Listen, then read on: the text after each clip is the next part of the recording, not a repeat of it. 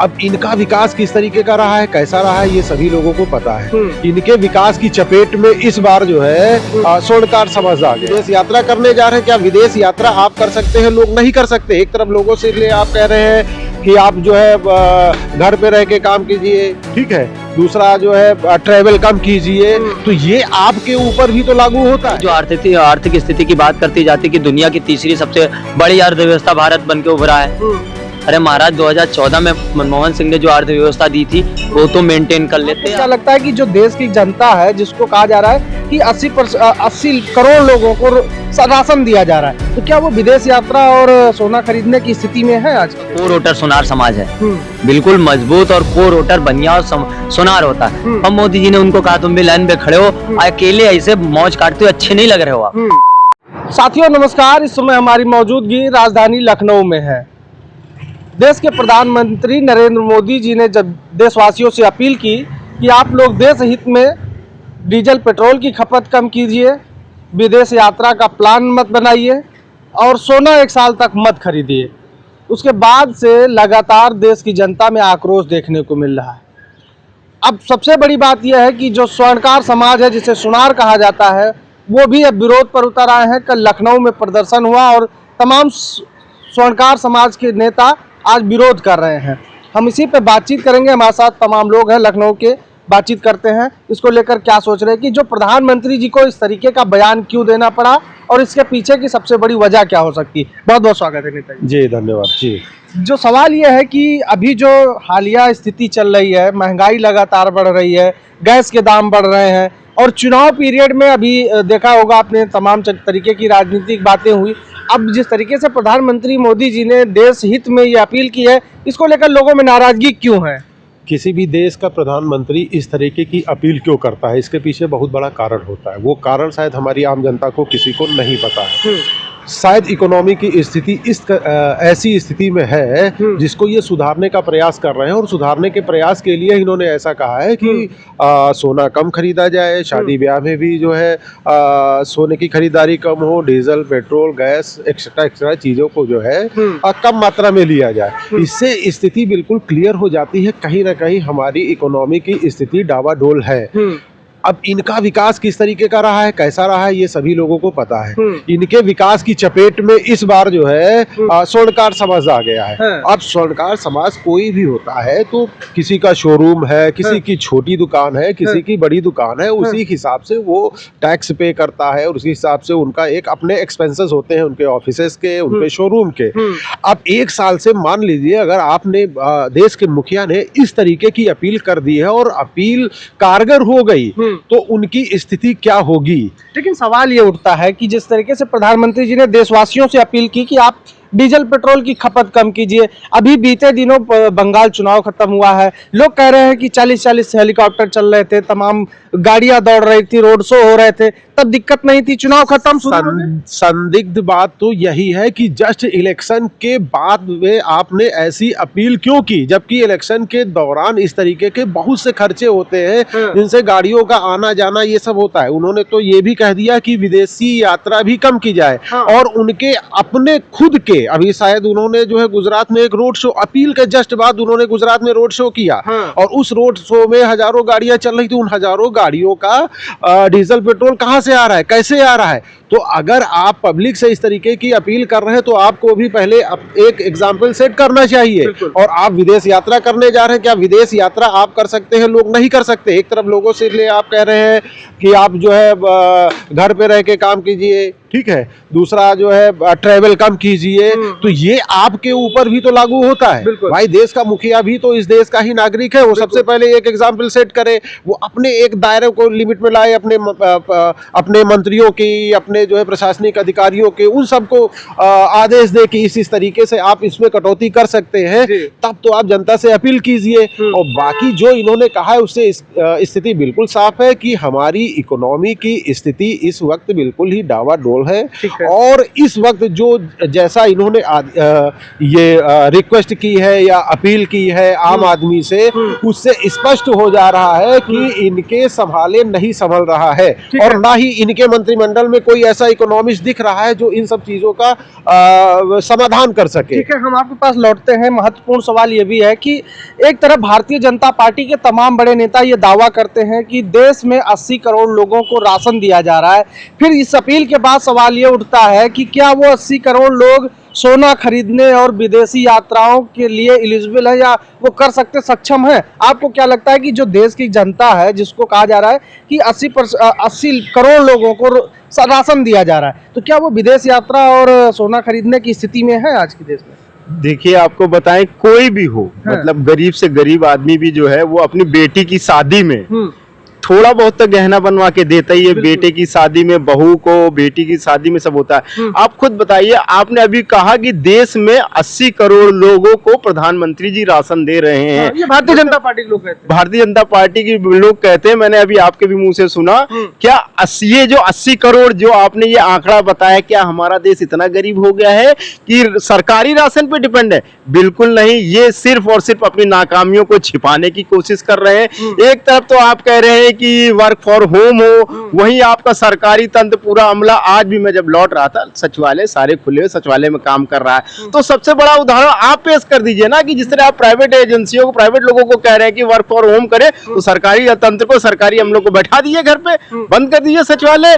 Thumb scanner जो लगा के रखे, जिनकी आज की डेट में मैंने जो सुना, मेरे घर में भी 1-2 लोग हैं सरकारी कर्मचारी, अगर थंब स्कैनर पे वो अपना थंब नहीं लगाते हैं, जिस दिन थंब नहीं लगता उस दिन की सैलरी वो कट जाती है। तो सबसे पहले मैं कहता हूँ, प्रधानमंत्री जी, आप शुरुआत आप करिए। जैसा कि अभी आपने ही कहा और मैंने भी देखा न्यूज चैनलों के माध्यम से, कि जैसे ही उन्होंने अपील की, उसके ठीक दूसरे दिन उन्होंने एक बहुत बड़ा रोड शो किया। रोड शो, अरे जब आप हमसे आपसे कह रहे हैं, गरीब आदमी मोटरसाइकिल से चलता है, गरीब आदमी जो है साइकिल से चलता है, हम कहते ठीक है हम करेंगे, लेकिन शुरुआत प्रधानमंत्री जी आप अपने से करिए। जब अपने से करेंगे तो एक उदाहरण हो जाएगा। और ये सिर्फ और सिर्फ नाकाम सरकार है, बेवकूफ बनाती है, चूतिया बनाती है लोगों को, और कुछ नहीं करते। इनके आप उठा के कोई भी मुद्दा होता है, अभी आपने देखा होगा कि ये एक बहुत बड़ा मतलब मुद्दा उठा था कि पश्चिम बंगाल के जो अभी मुख्यमंत्री बने शुभेंदु अधिकारी, उनके पीए की हत्या हो गई। उसके पीए के जो हत्यारे हैं, उसकी फोटो भारतीय जनता पार्टी के बड़े नेताओं के साथ वायरल हो रही है, और वो क्षत्रिय महासभा का महासचिव भी है। ये सिर्फ और सिर्फ इन सब मुद्दों की हमारी पोल ना खुल जाए। पश्चिम बंगाल और जो राज्यों में जहां इन्होंने सरकार बनाई है, बेईमानी की है इन्होंने, सिर्फ इन ये बेईमानी की नाकामी को अपने छिपाने के लिए ये उल जलूल मुद्दों को हाईलाइट कर रहे हैं, हवा दे रहे हैं कि किसी ने तरह वो मुद्दा दब जाए। ठीक है, हम और भी लोग हैं, उनसे भी बात करते हैं। जहां एक तरफ भारतीय जनता पार्टी ये लगातार कहती है और तमाम नेता ये कहते हैं कि देश सुरक्षित हाथों में है, देश लगातार विकास कर रहा है, देश विश्वगुरु होने वाला है। अब वो विश्वगुरु और उस विश्वगुरु के महामानव ये लोगों से अपील कर रहे हैं कि आप डीजल पेट्रोल की खपत कम करिए, विदेश यात्राओं के प्लान न बनाइए और सोना कम मत खरीदिए। तो एक युवा भी हमारे साथ जुड़े हैं, इनसे भी बात करते हैं कि जो ये बात कही जा रही है और जिस तरीके से देशवासियों से ये अपील की जा रही है, इसके पीछे जो वजह है वो क्या हो सकती है और इसका प्रभाव देश पर क्या पड़ रहा है? प्रधानमंत्री जी का एक दिन का विदेशी दौरा कम से कम खर्चा आता है 12 करोड़ रुपए। 15 से 20 दिन, 15 से 20 तारीख मई तक प्रधानमंत्री जी 5 दिन की विदेशी दौरा पर जा रहे हैं और करीब आधे दर्जन से ज्यादा देश घूमेंगे। कितना खर्चा आएगा? ये पैसा कहाँ जाएगा? ये पैसा किसका है? इसका जिम्मेदार कौन होगा? इसका जवाबदेही किसकी होगी? उसके बाद प्रधानमंत्री जब कहते हैं सोना ना खरीदो, 2014 के पहले का एक भाषण था प्रधानमंत्री नरेंद्र मोदी का, जब ये गुजरात के मुख्यमंत्री हुआ करते थे, कहते थे सोना महिलाओं की जो जेवर है ना, वो स्वाभिमान है, और अब ये सोना ना खरीद कर देश हित के में काम करें। ये उन्होंने तो ये भी कहा था कि कांग्रेस अगर सत्ता में आ जाएगी तो महिलाओं के मंगलसूत्र छीन जाएंगे। सरकार छीन तो रही है, खुलेआम छीन रही, मंगलसूत्र छीनने का काम करे। अभी ऑपरेशन सिंदूर के बाद वो जो है ना सिंदूर बांटने का काम कर रहे हैं, तो क्या आप प्रधानमंत्री कोष से महिलाओं को मंगलसूत्र देंगे, या मंगलसूत्र में जो सोना लगाया जाता है प्रधानमंत्री वो सोना देंगे कि हम ये सोना सरकार की तरफ से दे रहे हैं, अपने देश की महिलाओं आधी आबादी को उसका स्वाभिमान देंगे? वापस नहीं देंगे। सिर्फ राजनीतिक रोटियां सेकने का तरीका है। हजारों गाड़ियों का काफिला निकाला जाता है तब फिर ये पेट्रोल डीजल की दिक्कत नहीं होती। ये यहाँ तक दिखाई दे रहे हैं हमारे भारत की स्थिति है क्या। ये आज तस्वीर एक मैप उठा के देखेंगे तो हमारे भारत की तस्वीर दिखा रहे हैं कि भारत की तस्वीर क्या है। प्रधानमंत्री एक तरीके से भाषण देता है, मंचों से अपील करता है कि सोना ना खरीदो, पेट्रोल डीजल का उपयोग ना करो। ये कहीं ना कहीं बता देता है कि हमारी आर्थिक स्थिति क्या है। वही जो आर्थिक स्थिति की बात करती जाती कि दुनिया की तीसरी सबसे बड़ी अर्थव्यवस्था भारत बन के उभरा है। अरे महाराज 2014 में मनमोहन सिंह ने जो अर्थव्यवस्था दी थी वो तो मेंटेन कर लेते आप, वो नहीं मेंटेन कर रहे हैं। आज भारत चौथी अर्थव्यवस्था पे एक पावदान वो भी खसक गया है। और भारत के ऊपर आज वर्ल्ड बैंक का सबसे बड़ा कर्जदार कौन हो गया? भारत। संपत्तियां बिकी हैं भारत की, फिर भी आप आर्थिक स्थिति की बात करते हैं। ठीक है, लेकिन जो अभी हालिया जो अपडेट है मोदी जी के इस अपील के बाद जो स्वर्णकार कहे जाते हैं, सुनार जिनको, वो लोग विरोध कर रहे हैं, वो लोग अब नाखुश नजर आ रहे हैं प्रधानमंत्री जी के इस फैसले से। इस पर क्या कहेंगे? देखिए, नंबर सबका आता, आज नहीं तो कल हिसाब सबका होगा। अभी तक पिछड़े दलितों के साथ क्या हो रहा था और लोगों के साथ क्या हो रहा है। जो अब भाजपा का कोर वोटर सुनार समाज है, बिल्कुल मजबूत और कोर वोटर बनिया और सुनार होता है। अब मोदी जी ने उनको कहा तुम भी लाइन पे खड़े हो, अकेले ऐसे मौज काटते हुए अच्छे नहीं लग रहे हो आप, तो आओ लाइन में खड़े हो, प्रदर्शन करो, रोड पे तुम भी उतरो, तब लगना चाहिए हाँ आप ठीक है। अब ये ओरिजिनल रियल भारत है, ये बताने का काम प्रधानमंत्री ने कर दिया है कि अब सुनार समाज जो बचा था वो भी सड़कों पर प्रदर्शन कर रहा है। मतलब ये था कि मेरी बारी पे तुम चुप थे, तेरी बारी पे मैं चुप रहूंगा। तो क्या स्थिति यही कमोबेश यही देखी जा रही है कि अब जो स्वर्णकार समाज है, अल्पसंख्यक समाज कहा जाता है, तो क्या अब उसकी स्थिति अब इतनी बुरी हो गई कि उसको सड़क पे आना पड़ेगा अपने धंधे के लिए? अभी तक जो है ये सरकार ये प्रचार कर रही थी कि हमारी जीडीपी 7.5% है। ठीक, आर्थिक वृद्धि दर जो होती है जीडीपी वो 7.5% है। ईरान और अमेरिका के युद्ध से जो पेट्रोल और इसमें जो कच्चे तेल में जो रेट में अस्थिरता आई है उसकी वजह से जीडीपी और 6.5% के आसपास है। अगर रुपया डॉलर के मुकाबले और अधिक कमजोर होता है तो स्थिति बद से बदतर आ जाएगी। इसी को कंट्रोल करने के लिए अपने साहब ने यही कहा है कि आप जो है सोना मत खरीदिए, ताकि जो डॉलर यहाँ से बाहर जा रहा है वो ना जाने पाए और हमारी इकोनॉमी थोड़ा सा कंट्रोल में आ जाए। और इसकी गाज उन्होंने गिराई है स्वर्णकार समाज के ऊपर कि किसी तरीके से जो सोने की खरीदारी है वो कम हो जाए। तो आप आर्थिक वृद्धि दर जो होती है उसके कई कारण होते हैं जिसमें उसमें रुकावट होती है।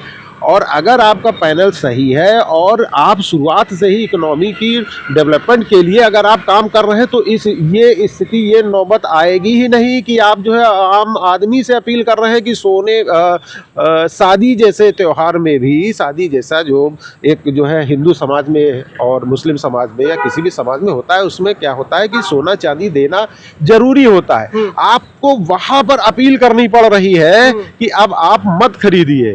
तो इससे ज्यादा बुरी कंडीशन क्या होगी।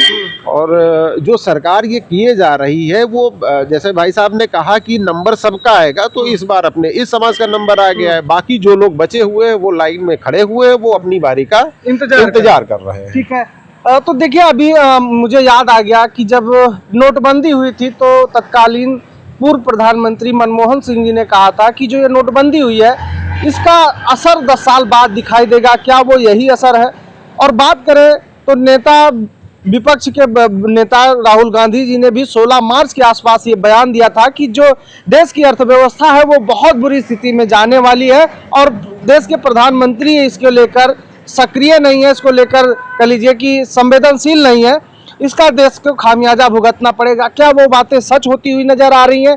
अगर लगातार देखेंगे तो कहीं ना कहीं लगातार जो व्यापार है वो गिरता जा रहा है और जो प्रति व्यक्ति आय है वो घटती जा रही है। और इसमें ये एक तरीके से कह लीजिए आपातकाल की स्थिति है कि देश के प्रधानमंत्री को नागरिकों से अपील करनी पड़ रही है कि आप लोग कंप्रोमाइज करिए। तो क्या हर बार कंप्रोमाइज देश की जनता ही करेगी? ये बड़ा सवाल है।